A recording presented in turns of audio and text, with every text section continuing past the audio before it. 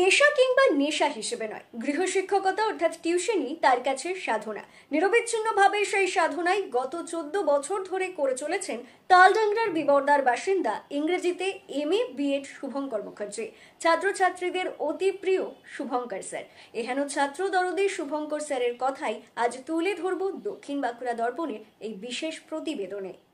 শুভঙ্কর মুখার্জি ইংরেজি ভাষা ও সাহিত্যের এই গৃহশিক্ষক যেন এ যুগের রানার। শীত, গ্রীষ্ম, বর্ষা, বছরের 365 দিন তিনি অবিরামভাবে ছুটে চলেছেন। আর এই ছোটার এক ও একমাত্র উদ্দেশ্য ভাই বোন কিংবা সন্তানসম ছাত্রছাত্রীদের ইংরেজি ভীতি দূর করে বিদেশি এই ভাষার প্রতি ভালোবাসার জন্ম দেওয়া। আর সে কারণেই তালডাংরার মহদা গ্রাম থেকে উঠে এসে বর্তমানে ওই এলাকার বিবর্দায় বসবাসকারী শুভঙ্কর স্যার টিউশন জগতে আলোড়ন সৃষ্টি করেছেন। কারণ শুধু ইংরেজি বিষয়ে টিউশনেই নিজেকে আবদ্ধ করে রাখেননি তিনি, প্রতিটি ছাত্রছাত্রীকে নিয়ম, নীতি, শৃঙ্খলা, নিয়মানুবর্তিতার পাশাপাশি অন্যান্য যে কোনো বিষয়ে অকৃপণভাবে সহযোগিতা করে যাচ্ছেন। সঙ্গে অভাবে মেধাবী ছাত্রছাত্রীদের কাছে অন্যতম ভরসাস্থলও তিনি। বর্তমানে তার অসংখ্য ছাত্রছাত্রী কর্মজগতে প্রতিষ্ঠা লাভ করেছেন। ফলে এহেন ব্যতিক্রমী শিক্ষককে নিয়ে গর্বিত বর্তমান সময়ের ছাত্রছাত্রীরা।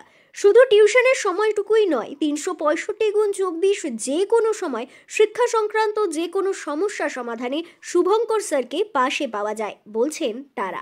আর এখানেও আমি ক্লাস 8 থেকে স্যারের কাছে পড়ছি। আমি খুবই উপকৃত স্যারের কাছে পড়ে। আর যেটা মেন ডিফারেন্স অন্য স্যারের মধ্যে, সেটা হচ্ছে স্যার অত্যন্ত যত্ন সহকারে পড়ান। মানে স্যারের কাছে পড়ে মনে হয় না যে আমরা কোনো স্যারের কাছে পড়ছি, এত সুন্দরভাবে আর মজা আনন্দ করেই আমাদের টেক্সট বা সবকিছু পড়ানো হয়। আর যখন আমি 8-এ পড়তাম, আর আমার মনে হয় শুধু আমার না, এই বয়সে অন্যান্য এরকম অনেক ছেলেরই গ্রামার ও রাইটিং একটা মেন প্রবলেম।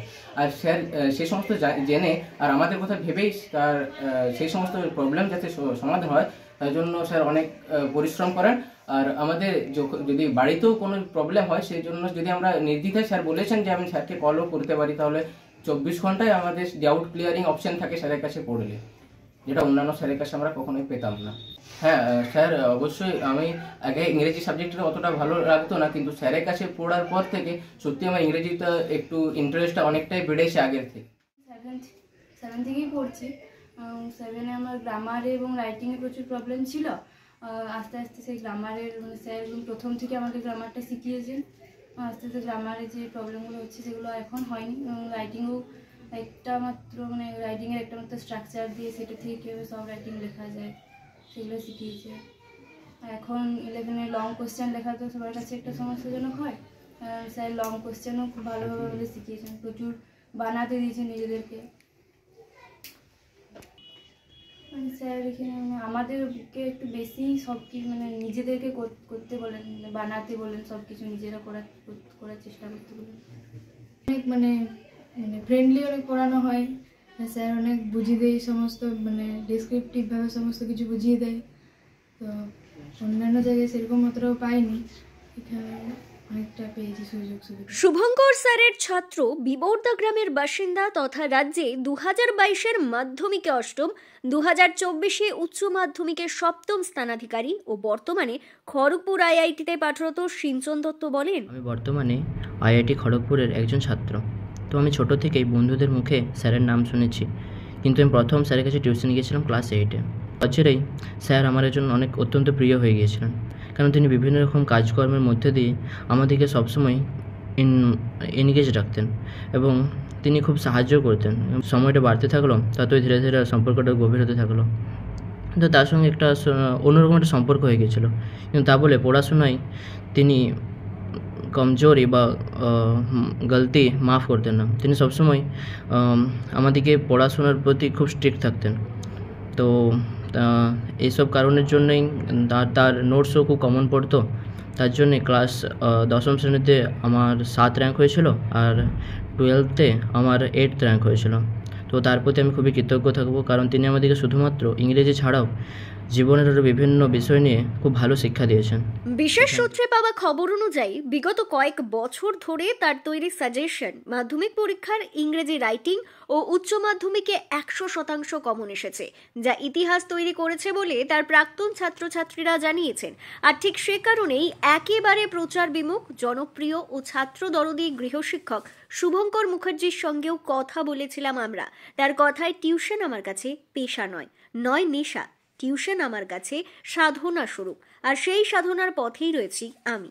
মোটামুটি টিউশনটাকে আমি রাখতে চাইছি, বা যখন থেকে শুরু করেছি আমি চাইছি যে প্রত্যন্ত গ্রাম থেকে যারা আসছে, ধরুন যারা ভালো জায়গায় আসার সুযোগ পাচ্ছে না, সমস্ত গাইডেন্সটা করি। এবং এটাকে এখন আপাতত মোটামুটি এই রিসেন্ট 4-5 বছর আমি এটাকে মোটামুটি সাধনার মতো করে নিয়েছি।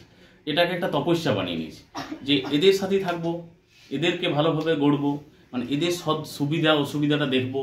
টিউশনটাকে টিউশনের মতো না দেখে, কিন্তু দেখুন প্রত্যেক মানুষেরই তো ফাইন্যান্সিয়াল একটা ব্যাপার থাকে, তাহলে হয়তো ওদের কাছে একটা ফিজ আমাকে নিতেই হয়, কিন্তু সেটাও যতটা সম্ভব চেষ্টা করি যে তাদের পারিবারিক অবস্থা অনুযায়ী কম নেওয়ার।